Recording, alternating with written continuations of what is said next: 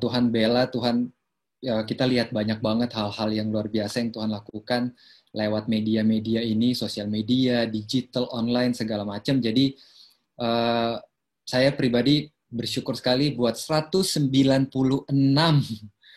orang yang ikut di breakout session ini. Saya berharap sekali kita punya kerinduan pemahaman tentang sosial media, tentang dunia digital, tentang online, karena saya percaya sekali apapun take out teman-teman, ini friend or enemy kayak yang tadi Adit bilang, apapun itu nama Tuhan yang dipermuliakan. Percaya sama saya, ini pelayanan yang baru ini nih luar biasa sih teman-teman.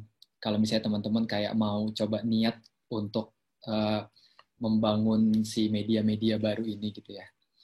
Sama satu lagi mungkin sedikit Dit, saya mau kasih istilahnya preambul gitu ya di depan, bahwa ini kita nggak akan kasih banyak kayak tips and tricks gitu-gitu, karena pertama waktu kita nggak cukup, karena itu harus detail, karena tips and tricks itu kalau nggak detail tuh sayang. Sama yang kedua, secara konteks kita nggak tahu kondisi gereja teman-teman, dan kita juga bahkan nggak tahu teman-teman ini segimana sama sosial media, atau bahkan mungkin ada teman-teman yang datang ke sini cuma pengen denger-denger aja, ini sosial media ini sebenarnya gimana sih gereja dengan sosial media. Jadi gitu, kita tidak bisa, dan memang agendanya bukan untuk kayak kasih tips and tricks yang terlalu praktikal gitu, tapi saya percaya banget di breakout session kali ini kita punya perspektif, dan itu lebih penting buat saya, punya perspektif tentang sosial media, punya ide-ide, paling nggak kita kasih ide-ide ya Dit ya. Kita kasih ide-ide dan bagaimana cara memikirkan ide-ide itu untuk diimplementasikan ke gereja teman-teman. Perkara nanti detailnya kayak gimana ya itu ya mungkin itu kayak itu sendiri ya Dit ya, kayak perlu kelas sendiri khusus yang kalau sedetail itu ya. Yes.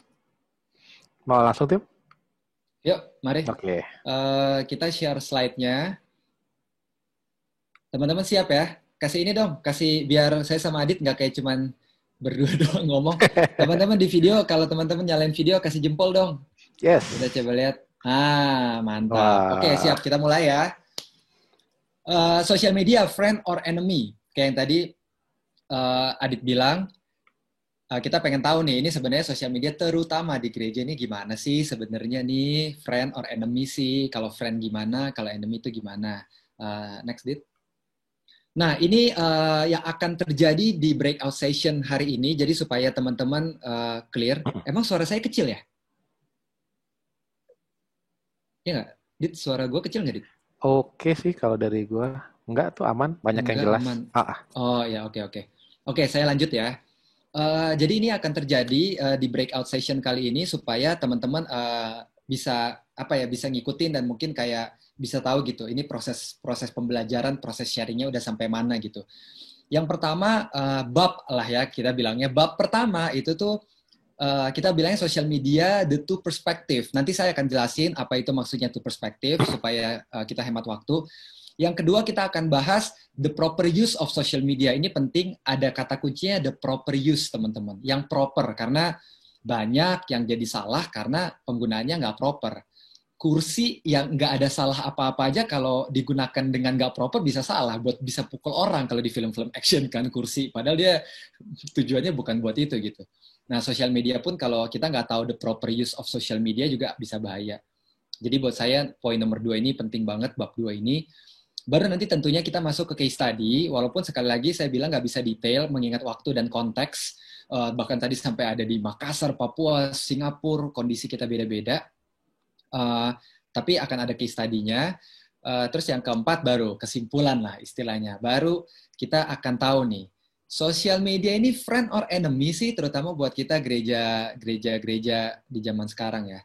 Dan di bab terakhir, kesempatan terakhir kita punya Q&A teman-teman. Jadi teman-teman bisa dengerin, kalau ada pertanyaan bisa ditanya, bisa dimasukin, tapi kayaknya bukan di chat ya, Dit ya? Di mana ya? Apa-apa, di chat aja. Nanti kita baca. Di chat aja. Mungkin kayak personal chat ya, jadi kita bisa lihat kali ya. Oke, boleh. Gitu, karena takutnya kalau cuma sekedar chat aja, takutnya kegulung sama yang lain betul. gitu ya. Oke, jadi ada kesempatan buat teman-teman bertanya, dan sekali lagi karena waktunya nggak memungkinkan, jadi kita cuma baca dari teks aja ya teman-teman ya. Kita pilih yang mungkin kita lihat pertanyaan-pertanyaan bisa membantu. Jadi kita nggak bisa kayak live video gitu karena takutnya terlalu lama. Gitu. Oke, bab pertama, social media, the two perspectives. Jadi, nah kita coba lihat datanya dulu teman-teman. Ini data terbaru. Ini daily ya, teman-teman bisa lihat di kiri atas daily, artinya sehari nih. Ya, ini sehari nih. Daily time spent on social networking, social media maksudnya. Ini dari 2012 sampai 2019. Ini kalau misalnya teman-teman lihat 2019 kemarin, berarti baru tahun lalu. Sehari ini teman-teman, sehari itu tuh satu manusia itu tuh menghabiskan 153 menit rata-rata. Ini global ya, berarti saudara sama dan saya juga termasuk. Ini 135 menit kurang lebih kita main sosial media, teman-teman. Sehari. Yang artinya satu hari itu kurang lebih rata-rata 2,5 jam lebih. Gitu. Nah, sebenarnya dari sini aja udah menarik, karena gereja itu tuh rata-rata 2 jam. Bener nggak? Gereja hari Minggu. Jadi, ada orang menggunakan waktu gereja selama 6 hari lainnya untuk bermain sosial media. Nah, itu menarik tuh. Ya. 153, dan kalau misalnya teman-teman lihat, ini pertumbuhannya nih luar biasa signifikan sekali, teman-teman.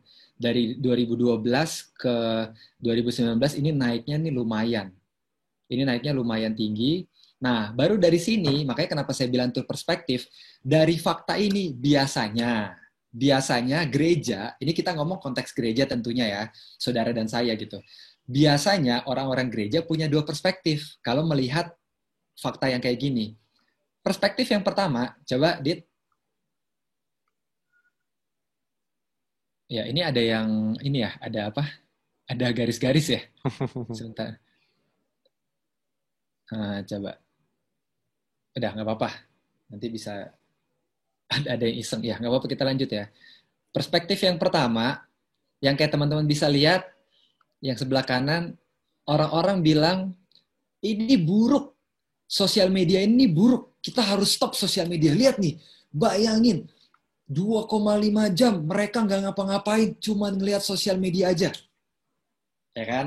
Baru mulai kayak ada kampanye-kampanye gitu, kayak harus stop sosial media itu nggak baik. Dan memang benar nggak baik.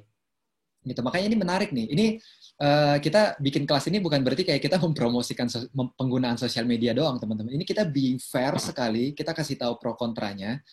Memang betul. Bahkan kalau teman-teman familiar, beberapa kali kasus ada orang mau bunuh diri, minta pollingnya di Instastory. Ya kan, kalau teman-teman pernah dengar kasusnya, aduh, aku hidup atau mati ya besok, di polling di Instagram, bayangin nggak? Terus banyak yang bilang, mati gitu, udah bunuh diri dia malamnya. Gitu loh. Jadi emang di sisi lain bisa kayak gitu teman-teman efeknya sosial media.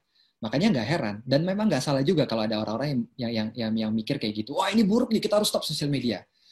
Tapi makanya kenapa saya bilang bab 1 ini two perspectives. Tapi bisa juga loh kita mikir kayak gini. Yang berikutnya. Teman-teman bisa baca kan? Wah, berarti kita punya kesempatan banyak untuk sampaikan sesuatu setiap hari. Ya kan? Two perspektif. Tinggal dipilih, kita mau yang mana.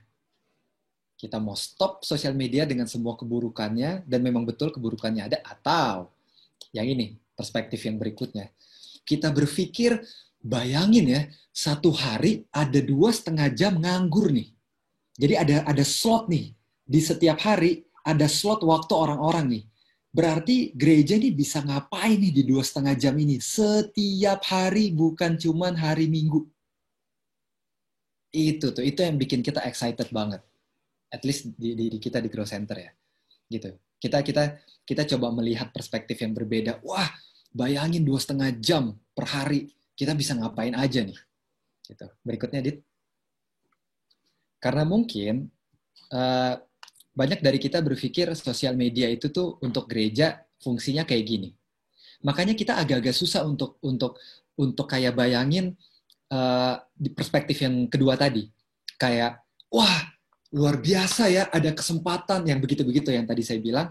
Karena mungkin kita gereja berpikir sosial media itu tuh kebutuhannya kayak yang di layar ini, gitu.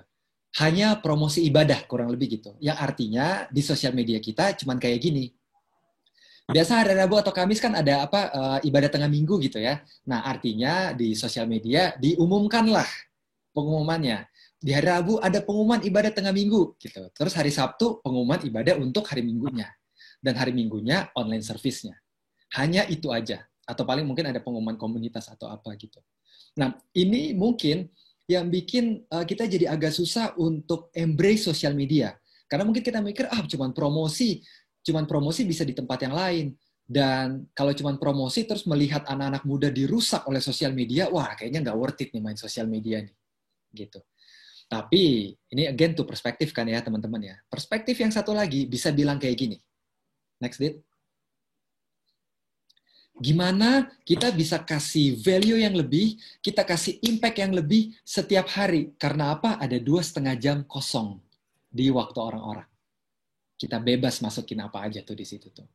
Gimana Bu? Gimana daripada cuman sekedar kayak promo-promo aja, kenapa nggak misalnya hari Senin kita kasih renungan, hari Selasa kita potong 15 detik video cuplikan khotbah dari hari Minggu lalu. Nah itu aja udah menarik, bisa di-share sama orang. Hari Rabu bukan cuma pengumuman ibadah tengah minggu, tapi kita bikin podcast, gitu kan? Yang ngomongin hal-hal yang lebih praktikal, atau mungkin podcast itu kayak membreakdown dengan lebih praktikal khotbah hari Minggu, bisa apa aja. Hari Kamis ada video kesaksian, ada anggota komunitas gitu kan, ada anggota komsel-komsel teman-teman direkam atau enggak ditulis artikel, ada video kesaksian, oh itu membangun sekali gitu. Dan hari Jumat ada gambar yang ada caption tulisan yang maksudnya yang membangun. Ini powerful banget teman-teman. Makanya saya bilang more values, more impact. Dengan caption-caption yang membangun, itu tuh bisa di-share. Wah puji Tuhan, coba bro baca ini, sis baca ini, wah ini memberkati gitu. Itu akan beda banget cara kita melihat sosial media. Ada value-nya. Sama kayak kehidupan orang Kristen akhirnya. Di offline maupun di online, kasih value, kasih impact. Dan kalau misalnya kayak teman-teman berpikir kayak, aduh pastor ini nih berat banget sosial media kita, followernya sedikit apa, mungkin salah satu faktornya karena mungkin sosial media kita nggak kasih impact banyak, makanya nggak banyak yang follow juga. Kalau teman-teman kayak punya aspirasi gitu, aduh pengen banget nih follower kita banyak gitu ya, supaya kan kita bisa bagikan Injil segala macam. Kalau follower banyak kan banyak yang lihat, tapi kenapa stuck ya pastornya, gimana caranya? Ini mungkin bisa dilihat nih. Mungkin Instagram kita nggak kasih value apa-apa ke orang. Makanya orang nggak follow. Nggak kasih impact apa-apa. Makanya orang nggak follow.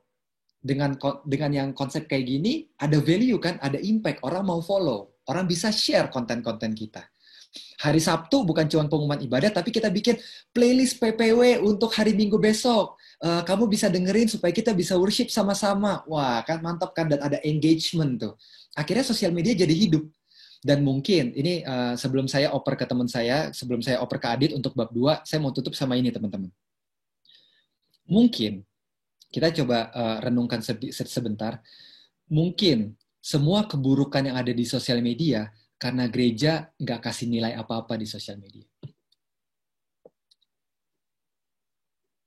Pilihannya dua. Kalau kita sibuk bikin konten buat pribadi kita sendiri, self-branding kita sendiri, atau yang kedua, kita antipati sama sosial media dan kita cuma kayak nyalah-nyalahin, kayak tuh kan lihat orang bunuh diri sosial media segala macam, ini nggak baik nih sosial media. Mungkin bukan masalah sosial medianya, bukan masalah platformnya, tapi mungkin gereja nggak kasih konten apa-apa yang membangun, yang akhirnya dimasukin sama kuasa jahat. Yang harusnya menjadi sesuatu yang membangun, dimasukin bunuh diri, mati, kamu jelek, kamu nggak dikasihi, nggak ada yang sayang sama kamu. Nih, seks bebas, nih baju yang terbuka, nih lirik-lirik yang nggak, nih konsumerisme, nih sneakers.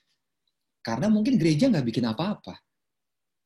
Gitu. Jadi kayaknya ini sebuah renungan buat kita, buat saya juga sebuah renungan. Mungkin generasi ini terhilang di sosial media karena gereja nggak ada di sosial media. Dan kita mungkin ada di sosial media tapi kasih promo aja, cuman kasih program. Mungkin saatnya kita kasih nilai buat teman-teman di luar sana, buat generasi ini. Saatnya kita kasih value dengan konten-konten kita. Saatnya kita kasih impact dengan konten-konten kita. Nah, sekarang pertanyaannya kan, oke, Pastor, mesti isi apa nih hari Senin sampai Minggunya nih? Konten kayak gimana nih? Kita harus ngikutin Hillsong, kita harus ngikutin GBI yang ini, kita harus ngikutin GBI yang itu, kita harus ngikutin Elevation atau gimana nih, Pastor? Nah, ini nih. Ini kenapa penting banget kita mesti tahu sebenarnya sosial media itu fungsinya kayak gimana sih?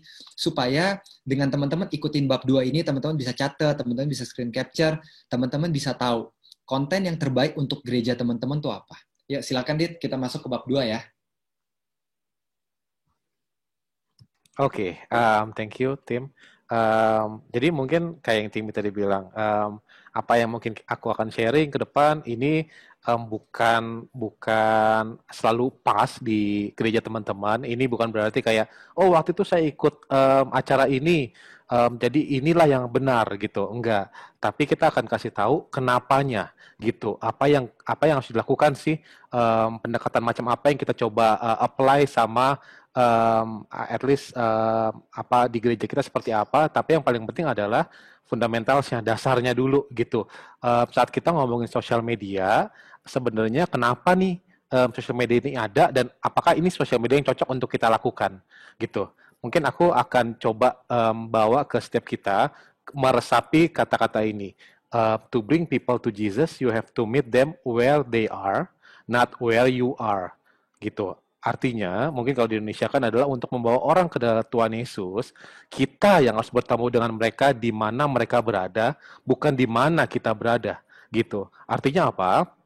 Artinya saat kita bilang, oh Instagram adalah paling the best, YouTube harus di sana, gitu. Artinya kita memaksa orang untuk datang ke kita, gitu. Yang kita mau coba terapkan adalah platform sosial media yang banyak. Nanti mungkin aku akan jelaskan ke depan. Itu adalah akan jadi tempat platform yang pas seperti apa, gitu. Nah, aku akan kasih contoh ini.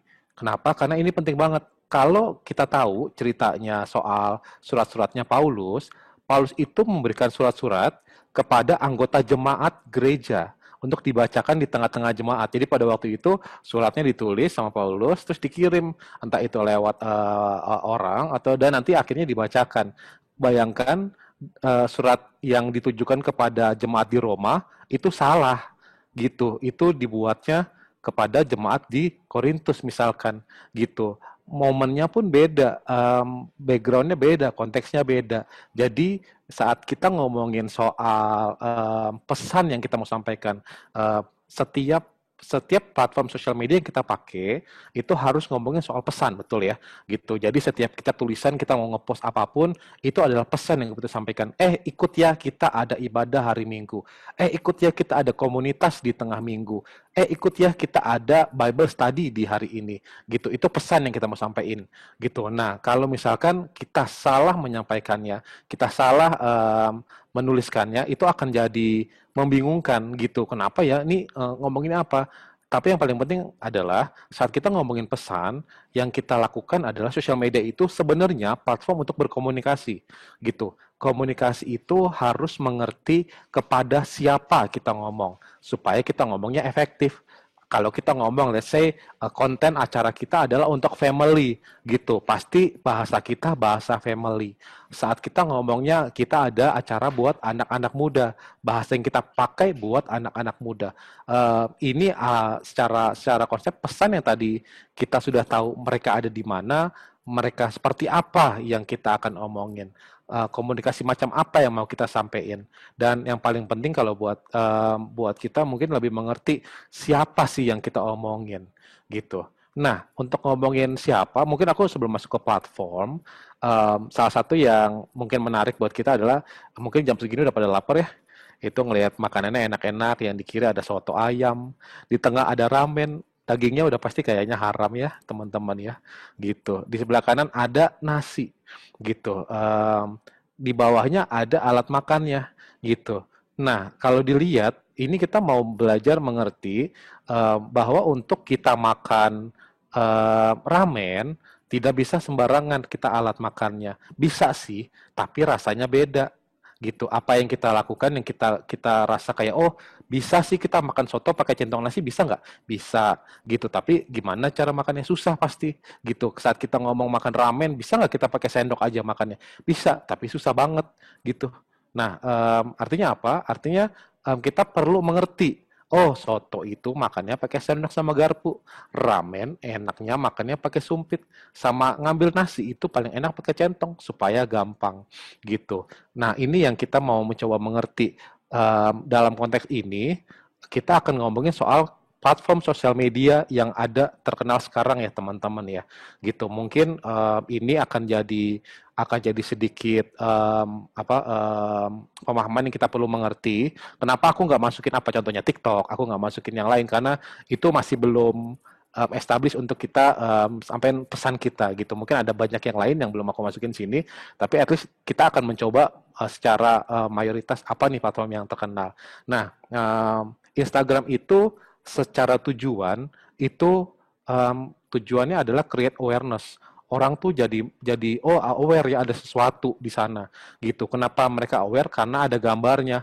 Gambar tuh lebih gampang dilihat, gambar lebih mudah dimengerti gitu. Artinya apa? Artinya kita harus bikin gambar yang catchy gitu. Kenapa ini jadi catchy? Karena informasi yang kita perlu bikin itu orang scroll ke bawah gitu. Kalau misalkan mereka ngelihat, wah bagus, mereka kan berhenti gitu. Yang perlu kita lakukan pastinya adalah melakukannya untuk gimana bikin konten yang catchy gitu. Yang kita bisa lakukan apa? Ada informasi dengan eye candy image, aspirasi, aspirational video atau quotes gitu. Kenapa itu jadi penting?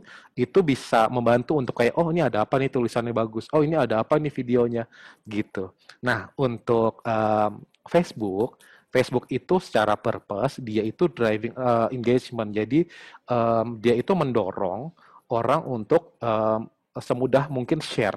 Bedanya apa sama Instagram? Kalau Bapak Ibu misalnya contoh klik bikin post di Facebook, nanti Bapak Ibu teman-teman likes postnya siapa gitu ya. Terus nanti mungkin repost atau share atau komen itu akan muncul di home feed kita dan teman-teman kita bisa ngeliat apa yang kita tulis. Itu menarik banget yang nggak ada di tempat lain gitu. Engagementnya jadi tinggi saat kita ngerasa orang itu jadi apa yang namanya jadi suka atau komen atau likes post kita. Oh ternyata temennya orangnya itu bisa ngelihat juga. Oh dia abis nge-likes nih gitu gitu. Jadi engagementnya itu didorong gitu. Orang kita bisa bikin konten-kontennya itu touchy. Kenapa touchy? Karena itu akan jadi apa ya namanya konten yang bentar ya. Kenapa touchy? Karena itu akan jadi konten yang perlu mereka likes, mereka komen, mereka share gitu. Jadi kalau konten kita catchy, kita bukannya nggak kena, tapi nggak maksimal gitu. Nah ini bisa bikin apa aja? Kita bisa bikin daily devotion di sini, artikel, inspirational video, dan bisa bikin live event kalau sekarang. Kalau banyak kan sekarang ya gereja-gereja melakukan ibadah online itu di Facebook dan engagementnya lebih tinggi gitu. Kenapa? Karena memang gitu. Saat kita likes, jadi saat kita ngomongin platform, saat kita bilang likes ya IG saya nggak akan nyambung. Kenapa? Karena orang nggak bisa ngelihat, teman kita nggak bisa ngelihat kalau kita nge-like akun itu. Tapi kalau kita lakukan itu di Facebook, itu akan lebih kena gitu. Nah, kalau untuk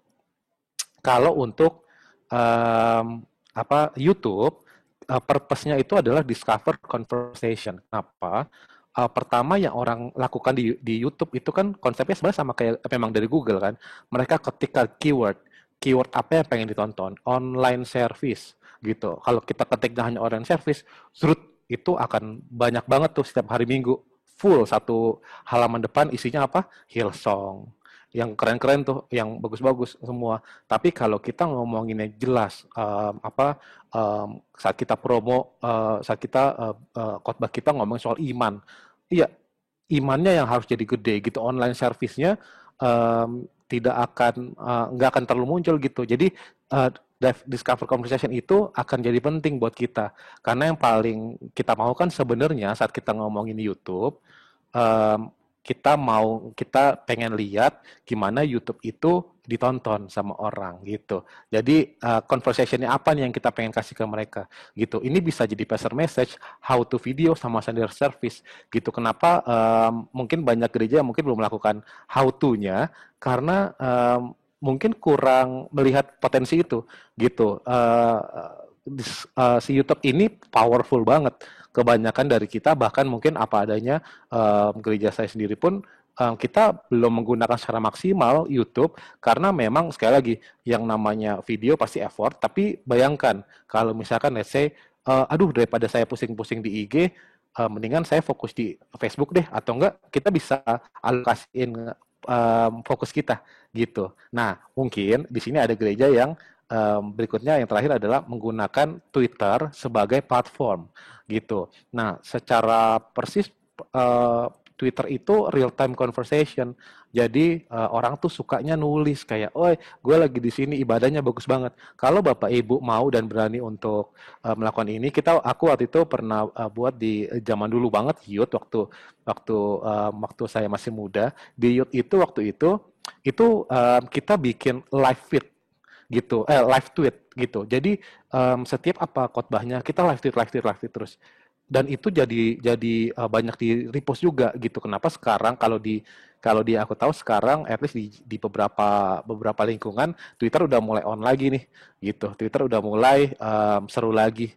Nah, pada saat kita ngomongin itu semua, makanya bisa dilihat gitu. Kita bisa tahu saat kita ngelihat ada empat platform besar yang mungkin kita bisa lakukan, kita jadi bisa banget untuk memakai mana nih yang paling penting, mana nih yang bagus, mana yang kita pikir worth the effort gitu, pantas untuk kita usahain banget gitu. Kalau misalkan memang paling gampang udah pasti Instagram karena kita bikin sesuatu yang catchy, yang eye candy itu bisa bagus gitu. Atau mungkin wah kayaknya kalau sejak kayak gini mendingan saya ke Facebook aja nih gitu, gedein Facebooknya, besarin Facebooknya supaya nanti bahasanya adalah orang lain bisa bisa ngelihat Facebook saya terus nyari di Twitter, nyari di Facebook, nyari di Instagram, bisa nyari di YouTube, bisa nyari di Twitter gitu. Jadi daripada fokus ke oke, saya harus ada di empat-empatnya,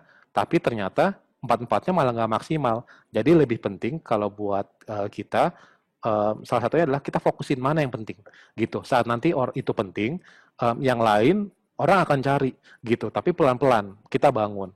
Nah, salah satu yang menarik yang dari selama ini kita coba bayangin dari seempat platform ini adalah ini memang sesuai sama karakteristik apa ya penggunanya ya. Instagram memang usianya lebih muda pastinya gitu. Mungkin kalau ada yang nanya nih bikin konten di TikTok gitu, TikTok jauh lebih muda lagi. Nah, pada saat kita ngomongin konten di Instagram, kita tahu umurnya memang sudah umur muda-muda nih. Jadi bayangkan kalau misalkan kita bikin konten soal keluarga di Instagram, sedangkan anak-anak orang-orang di Instagram itu muda-muda. Jadinya kita ngomong sendiri. Mungkin kasih analoginya adalah Instagram itu seperti mall besar, mall yang gede banget. Nah, gereja kita itu adalah salah satu tenannya, gitu. Nah, konsepnya adalah saat kita melakukan promosi, kita bilang, hey, datang ke ibadah online kita tuh teriak-teriak tuh, teman-teman. Halo semua, kita ada ibadah online. Nah, saat kita udah ngomongin kayak gitu, kita mengerti kayak nggak mungkin ada yang denger. Bisa nggak kita tetap teriak-teriak? Bisa. Tapi capek nggak? Capek pasti. Kenapa? Karena yang denger nggak banyak gitu. Yang denger ya kita-kita doang gitu. Yang orang yang udah ngerti, oh saya tahu tuh Grow Center tempatnya tenannya di lantai 2 paling pojok, terus sendiri itu di situ. Nah, orang yang tahu pasti akan ngerti gitu. Jadi kalau kita mau ngomongin konsep seperti itu, kita jadi tahu pada saat memang mengerti platformnya pakai apa, kita tahu apa yang akan kita lakukan. Nah, Facebook itu mungkin seumuran saya masih ada yang pakai, tapi lebih banyak yang di atas gitu. Aku suka banget sama Facebook, kenapa? Karena dia mengingatkan kalau teman kita ulang tahun. Instagram tidak melakukan itu. Jadi benar ya, gitu. Itu akan ada engagement, gitu. Karena teman kita ulang tahun, wah, teman kita ulang tahun nih, kita diingetin. Nah, itu penting, gitu. Artinya pada saat kita ngelihat Facebook sebagai itu, kita tahu, oh, Facebook itu lebih mungkin bisa lebih masuk akal nih, karena orang-orang target kita usianya di atas. Oh ya, udah deh, coba deh, gitu. Mungkin kalau nanti misalkan bikinnya khusus buat bapak-bapak, ibu-ibu, family, Facebook gitu. Daripada teriak-teriak, kita tahu oh pas nih Facebook mungkin orang-orang pada suka gitu karena memang sesuai sama targetnya gitu. Nah, YouTube gimana caranya? Kita harus make sure juga semua empat platform ini itu terintegrasi jadi satu gitu. Kayak yang tadi aku bilang, kita um, apa namanya? Kita bisa nggak mengerti penggunaannya bisa, tapi kalau misalkan let's say kita nggak akan bisa semaksimal mungkin kan, gitu nggak akan bisa semaksimal itu untuk kita pakai. Jadi kalau misalkan kita contoh sebagai ibadah online, oh ibadah online kita taruhnya di Facebook, ya udah berarti coba pakai Instagram untuk drive traffic ke sana, pakai Facebook juga drive traffic ke sana, tapi dengan cara-cara yang memang sesuai. Jangan misalkan kayak Instagram copy paste aja sesuai sama Facebook, gitu nggak akan kena. Kenapa? Karena beda gitu. Jadi mungkin itu bisa jadi mengerti dari empat ini platform besar mana yang kita mau pakai, mana yang paling gampang. Yang paling gampang pertama pasti apa? Pasti Instagram gitu. Twitter bisa tapi mungkin kurang maksimal ya.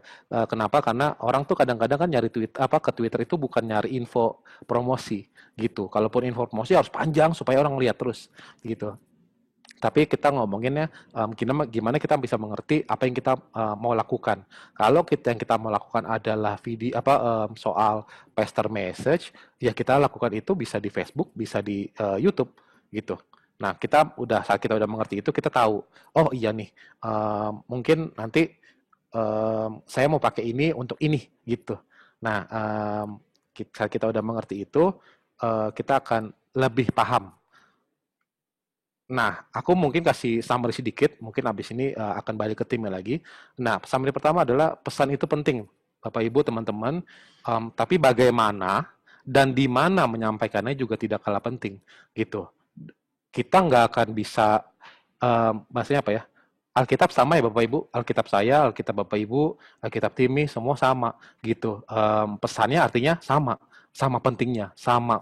Nah, cuman bagaimana dan di mana menyampaikan itu adalah penting. Kalau tadi bayangkan Paulus, dia itu surat Paulus itu penting, tapi bagaimana menyampaikannya, ada yang Paulus minta tolong Timotius untuk bawa ke sana, ada yang Paulus minta tolong orang bawa ke sana gitu. Dan di mananya itu penting gitu. Jadi bayangkan kalau misalkan Paulus dia tidak mengerti pentingnya bagaimana dan di mana menyampaikannya. Kita tidak akan bisa baca Alkitab dengan baik ya.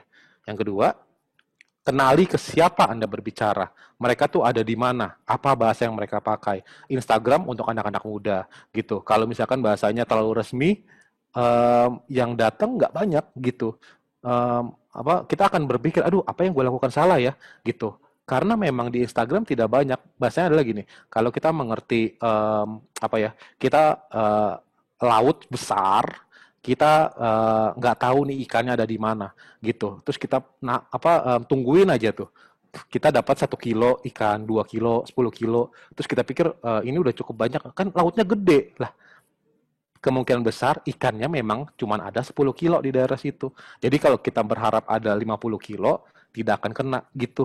Jadi kita perlu mengerti itu juga, siapa kita berbicara, mereka ada di mana, dan bahasa apa yang mereka pakai. Dengan kita mengerti ini, pasti lebih mudah, effort kita nggak terlalu capek. Oh, kita tahu anak-anak muda nggak banyak di Facebook, ya udah jangan bikin informasi pengumuman anak-anak muda di Facebook gitu. Nah, yang terakhir adalah pahami juga platform apa yang Anda pakai, apa kegunaannya, dan bagaimana memaksimalkannya gitu. Kalau kita mengerti caranya, kita mengerti platformnya tadi tujuannya apa, dan kita tahu maksimal kayak apa, kita akan lebih optimalin banget gitu. Aku bukan orang yang 100% tahu, kebetulan kerjaan aku memang digital marketing, tapi bukan berarti aku paham semuanya. Kalau ditanya, Kak, tadi ada pertanyaan dari Eko ya, Eko tanya, Kak, tips praktis dong bikin TikTok. Sejujurnya aku nggak tahu gitu. Kenapa? Karena saya bukan target marketnya TikTok gitu. Gerak ke sana sini itu kayak susah banget gitu. Saya belum menemukan gimana caranya kita bisa do message, menyampaikan pesan yang dalam konteks gereja itu ke lewat TikTok gitu. Belum ketemu, bukan berarti tidak, karena pelan-pelan waktu itu. Nanti mungkin Timi bisa kasih contoh case tadinya. Kita pun dari Grow Center kita pelan-pelan banget ada hal yang kita lakukan. Jadi segitu dari kita, dari aku untuk di fase kedua ini, kenapa, mengapa, bagaimana sosial media itu kayak apa gitu. Moga-moga ini menjawab. Nanti kita bisa menjawab beberapa pertanyaan mungkin ya. Aku mungkin kasih ke uh, Timi dulu untuk melanjutkan sesi berikutnya. Silakan Tim. Ya, Dit, thank you, mantap. Boleh balik ke slide yang tadi nggak, Dit? Ini kalau misalnya emang teman-teman butuh just in case, misalnya teman-teman ternyata masuk ke breakout ini kayak butuh yang praktikal banget, dalam artian teman-teman udah punya tim sosial media, pengen kayak mengembangkan, terus pengen tips-tips yang emang lebih praktikal. Percaya sama kita, ini 3 poin ini udah akan membantu teman-teman banget, karena dari pengalaman kita banyak suka tersandungnya itu tuh karena kurang memahami 3 hal ini. Yang kayak tadi Adit bilang bener banget, kayak bahkan yang paling simple, anak-anak muda udah pasti Instagram. Gitu. Apalagi kalau misalnya di kota besar. Ini contoh aja nih, contoh sederhana banget. Anak muda di kota besar Instagram. Tapi masih promonya di Facebook. Terus makanya heran kayak, aduh kok nggak banyak ya engagementnya, kok nggak banyak yang datang. Ya karena anak muda sekarang di Instagram semua. Nah, itu hanya dengan mengerti nomor 3. Gitu. Terus misalnya kenali ke siapa Anda berbicara, yang kata Adit bilang mereka ada di mana. Kalau misalnya emang ada di daerah yang di kota yang belum terlalu besar, terus kayak gara-gara terinspirasi dengan gereja-gereja di kota besar, terus kayak berusaha dengan gaya bahasa ala-ala kota besar, ya nggak nyampe juga gitu loh kan. Kayak orang juga kayak, ih kok sok-sok kota besar banget sih kamu gitu kan.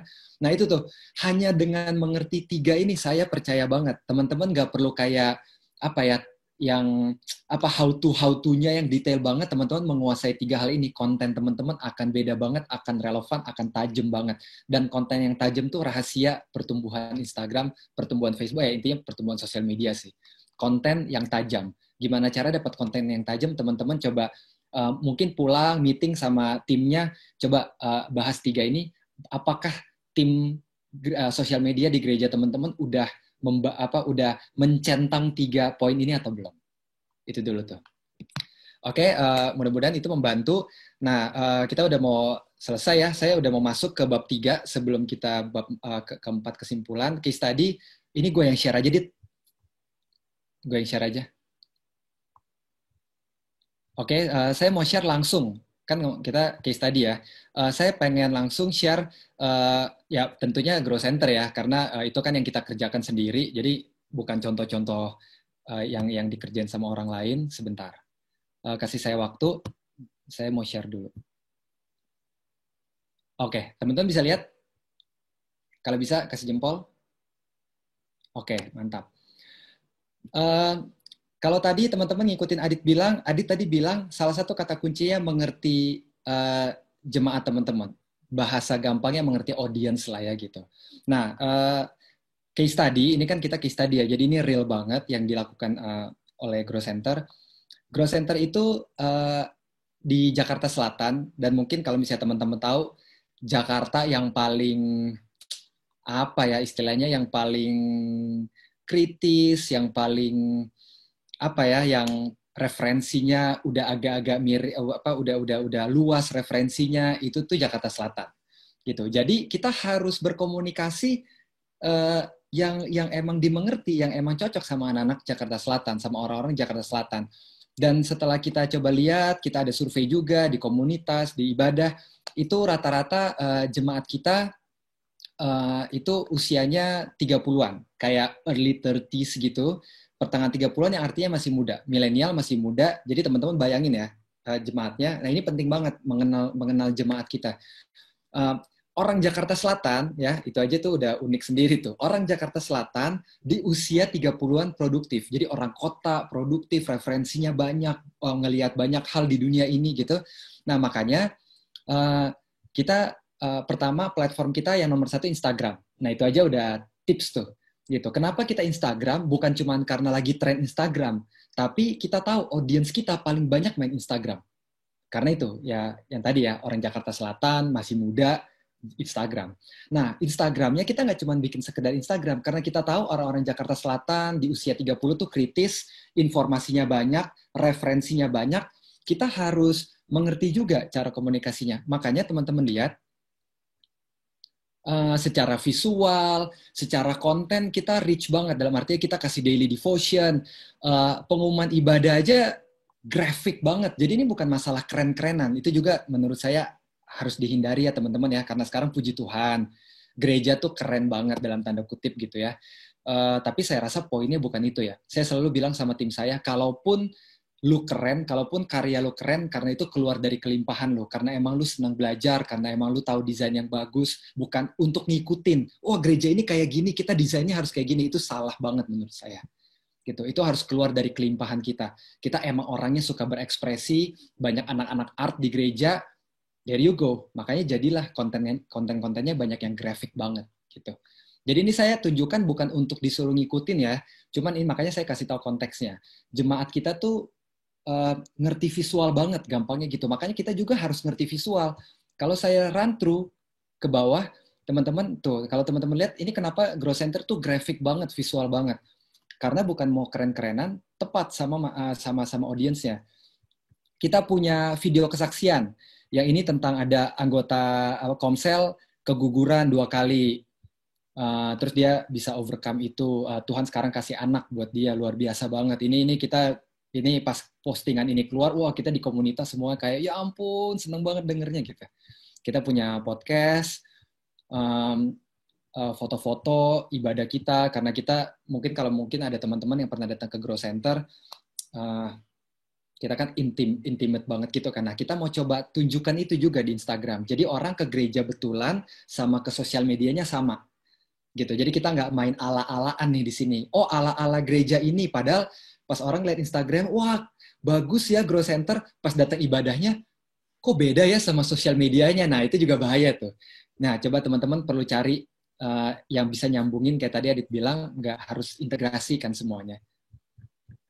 Ada apa yang intimate banget, terus ini ada kayak video-video yang pakai kata-kata bagus, kata-kata menguatkan, kita kasih rekomendasi-rekomendasi tulisan, buku-buku rohani yang bagus.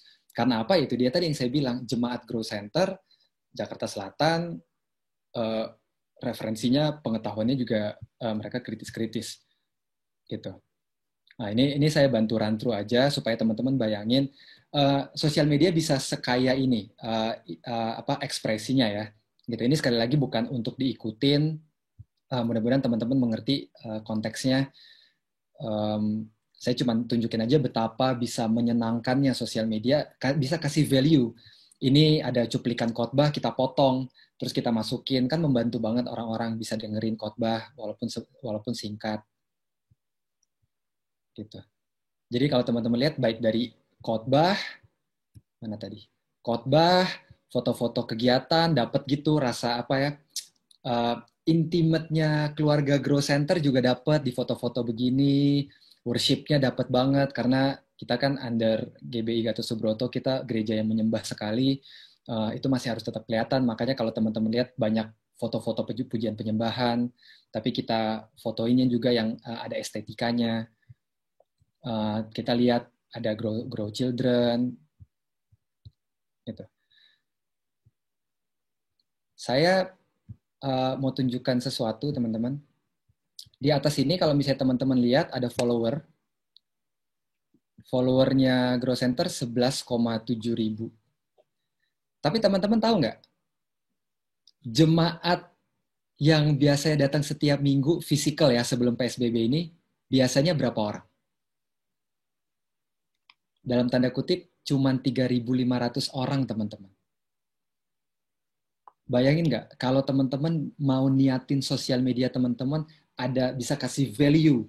Kayak yang tadi Adit bilang, komunikasinya tepat, di orang yang tepat, kontennya tepat. Itu bisa jadi value, itu bisa jadi berkat buat orang-orang. Kalau teman-teman follower pasti nambah, bahkan lebih besar daripada jumlah jemaat gereja sendiri. Kenapa? Karena value. Dan ini enaknya digital kan. Siapapun bisa follow. Saya yakin 100% beberapa orang dari 11,7 ini belum tentu percaya Tuhan Yesus. Teman-teman setuju nggak? Kenapa? Karena ada sesuatu yang kosong dari diri dia yang dia dapatkan dari konten-konten di gereja. Saya mau ajak teman-teman berpikir sejauh itu. Bahkan mungkin ada orang-orang yang bisa diberkati hanya dengan postingan teman-teman. Tapi selama diniatin, dikasih value-nya teman-teman. Gitu. Ini bukan masalah angka. Ini saya bukan ngomong angka sama sekali, cuman saya kasih contoh. Teman-teman bayangin, dari 3.500 ke 11.700 itu jauh banget teman-teman. Kita ini nggak ada apa-apanya dibanding sama angka sosial medianya. Itu the power of punya konten yang membantu orang, impactful, kasih value. Terus yang kedua, teman-teman lihat ini ada Linktree. Ini kalau misalnya diklik, ini menuju ke, sebentar, saya nyangkut. Kalau diklik di Linktree, menuju ke sini. Nah ini teman-teman lihat, nah ini yang tadi Adit bilang soal diintegrasi. Ini teman-teman bisa lihat, jadi orang kalau klik Linktree-nya, bisa lihat online service, tentu aja ini ngelihat khotbah-khotbah terakhir di YouTube.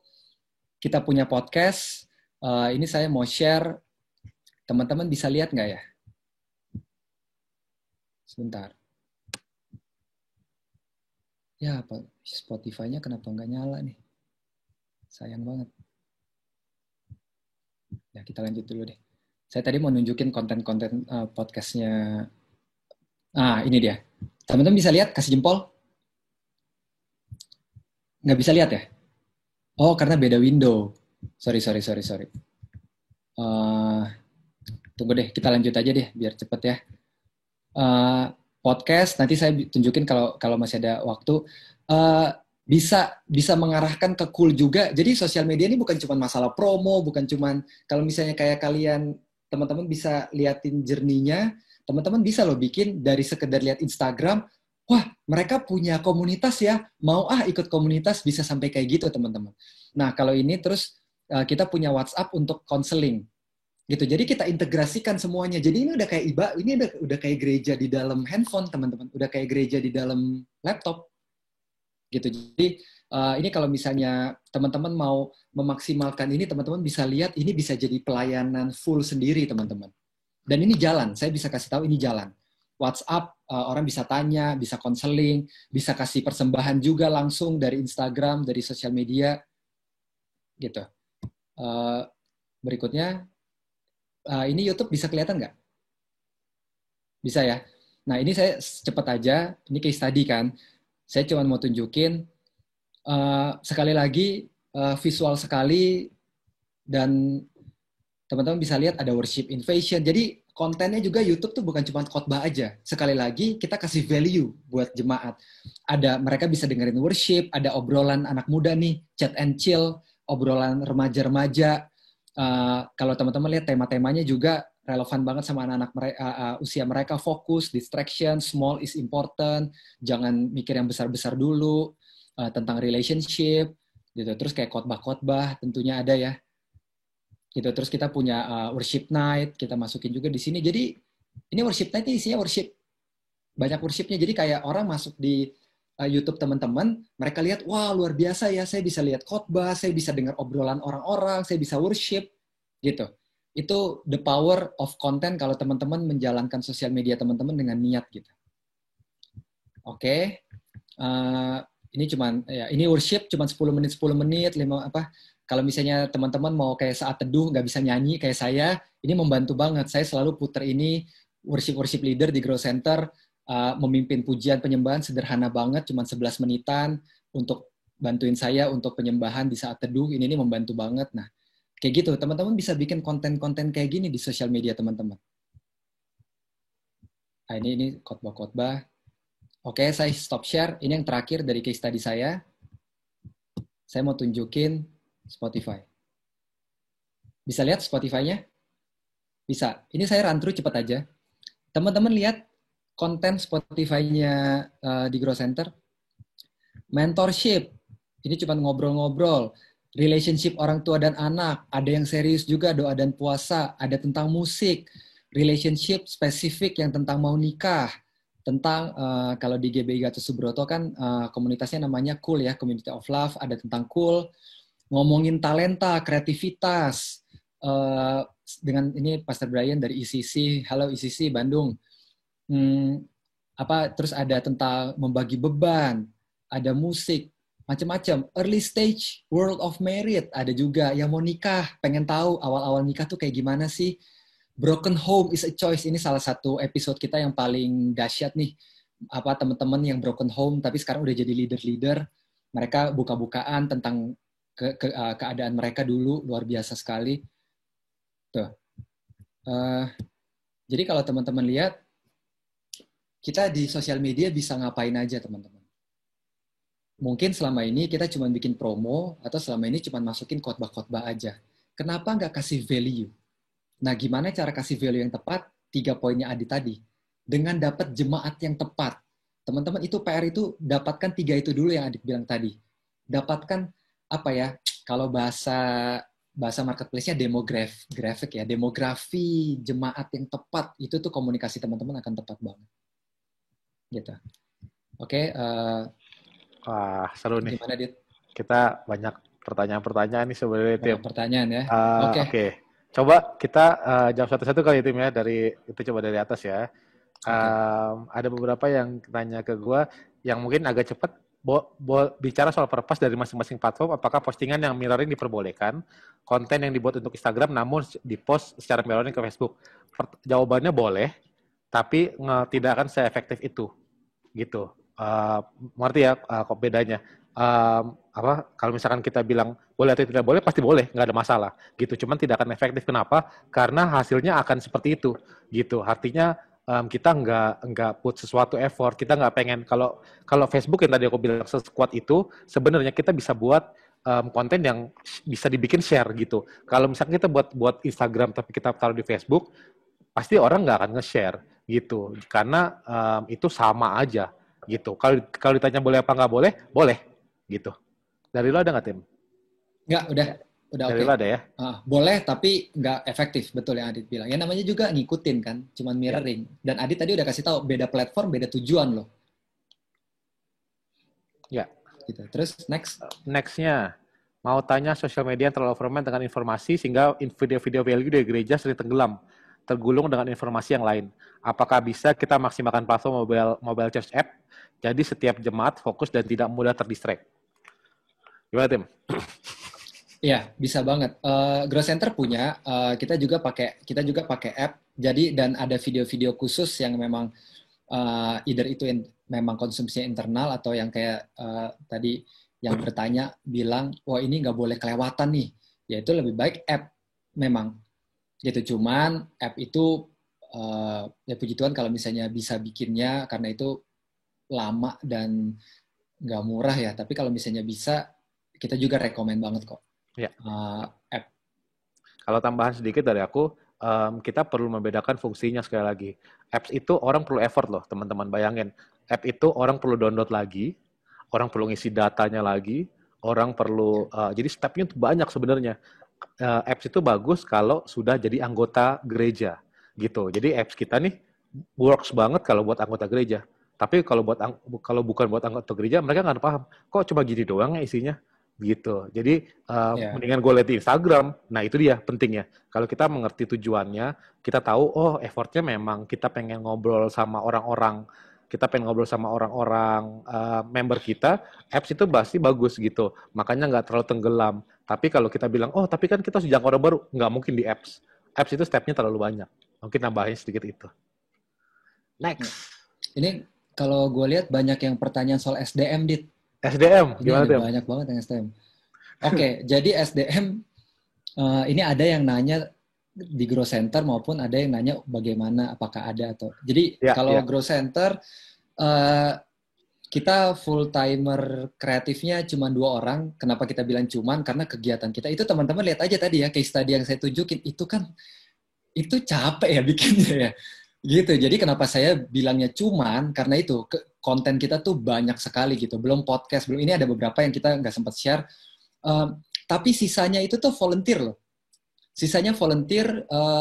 Kalau Grow Center kita punya total 30-an. Kita punya 30-an volunteer, anak-anak kreatif atau enggak anak-anak yang terbeban sama memberitakan firman Tuhan, memberitakan Injil di media baru gitu. Jadi nggak harus anak kreatif ya. Wah, pastor, gereja gua nggak ada anak-anak artnya nih, nggak ada anak desainnya. Yang penting ada hati.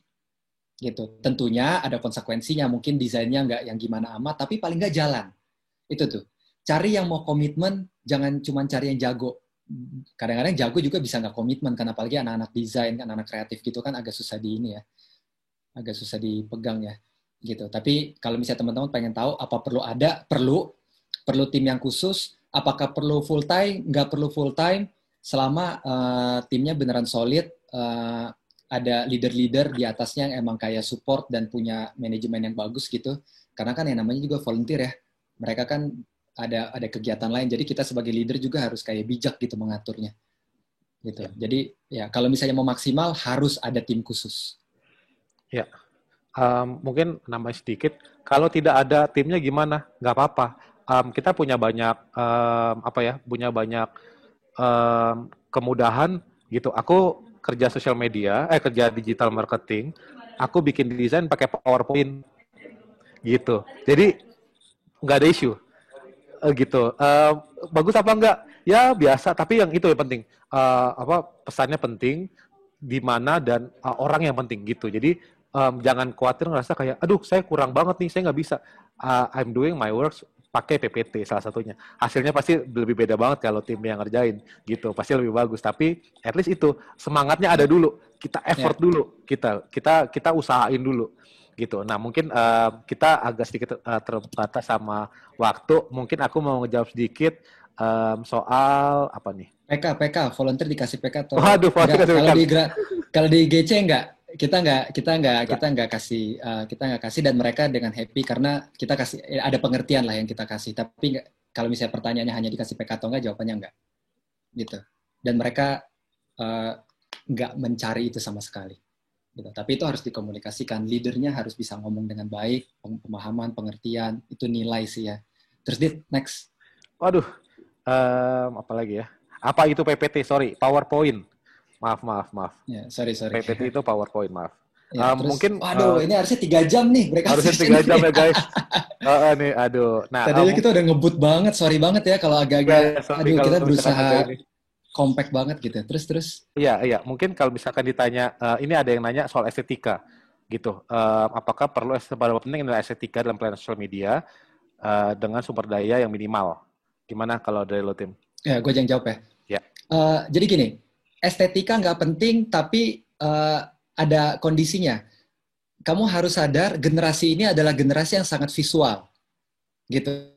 Jadi jawabannya memang agak-agak ngambang. Jujur aja nih, saya nggak bisa kasih jawaban hitam atau putih. Jawaban saya agak-agak ngambang, tapi paling nggak jadi sebuah pemikiran buat kamu ya. Pertama, nggak harus, karena poinnya kan apalagi kita firman Tuhan ya, itu kan harusnya logosnya kan, itu harusnya firman Tuhan ya, bukan masalah estetika-estetikaannya doang. Tapi penyampaiannya suka nggak suka, generasi ini nih mata banget. Gitu. Nah, jadi kayaknya itu yang harus kamu coba pikirin solusinya. Mungkin bisa pakai Canva, CANVA. Ini saya tulis di sini ya. Nah, ini gratis, desainnya pakai desain template bagus-bagus. Mungkin ini bisa menolong untuk estetika visualnya jadi lebih better lah. Gitu. Tapi sekali lagi tetap firman Tuhannya, kuasa Roh Kudusnya, teman-teman. Kalau udah punya tim sosial media, jangan lupa doa, jangan lupa dikasih firman, jangan lupa. Ya. Aduh, ini waktunya udah habis, teman-teman. Thank you banget. Nanti mungkin sebagai follow up, nanti bisa kalau ada pertanyaan-pertanyaan ya, bisa bisa email ke aku ya. Nanti kalau misalkan ada pertanyaan ke timnya juga bisa. Ini email saya untuk mau tahu gitu. Jadi kalau timnya juga mau ngasih email juga boleh. Ya. Gitu. Tapi at least kita bisa memulai dengan baik banget, dan thank you banget teman-teman atas waktunya. Rekamannya kita akan share nanti setelah event, dan hopefully ini jadi berkat buat kita semua. So, aduh, sekali lagi sorry banget ya, kita tahu ini pack banget, makanya dari tadi ngebut banget, tapi ada beberapa poin yang nggak bisa kita ilangin sih soalnya. Ya. Nah, kalau gitu mungkin kita langsung tutup aja, Tim, dengan doa. Can you pray for us? Yuk teman-teman, 246 partisipan yang ada di sini, kita sama-sama tutup dengan doa yuk. Tuhan Yesus, kami mengucap syukur sekali Tuhan buat kesempatan kami di hari ini, dimanapun kami berada, kami boleh belajar. Kalaupun kami ngomongin banyak teknis, banyak hal-hal yang apa ya, kayaknya kedengarannya kayak dunia banget gitu. Tapi kami percaya Tuhan ini adalah tentang Engkau. Kami bagaimanapun masih hidup di bumi ini, dan kami tahu Tuhan bilang jadilah kehendak-Mu di bumi seperti di surga. Artinya yang lagi terjadi sekarang bukan berarti harus beda sama surga. Kami bisa bikin surga, kami bisa bikin sosial media, kami bisa bikin keadaan sosial media sama kayak surga. Dan kami berdoa saat ini, hamba-Mu berdoa, biar itu yang terjadi di dalam nama Tuhan Yesus. Semua orang yang ada di sini, semua orang yang terbeban, semua tim-tim sosial media dari gereja manapun kami, Tuhan kasih kami hikmat, kekuatan, bahkan roh-Mu untuk menjadikan sosial media sama seperti surga Tuhan. Dengan value, dengan konten, dengan kedamaian, dengan pengajaran, dengan kebenaran, dengan kasih, grace, mercy, truth, semuanya ada di dalam sosial media karena anak-anak-Mu Tuhan perlengkapi. Makasih banyak Bapak, buat semua kekurangan yang kami butuhkan, kami percaya Tuhan Yesus akan menyempurnakannya buat kami. Dalam nama Tuhan Yesus, kami ucap syukur, kami berdoa, makasih buat kesempatan hari ini. Haleluya, amin.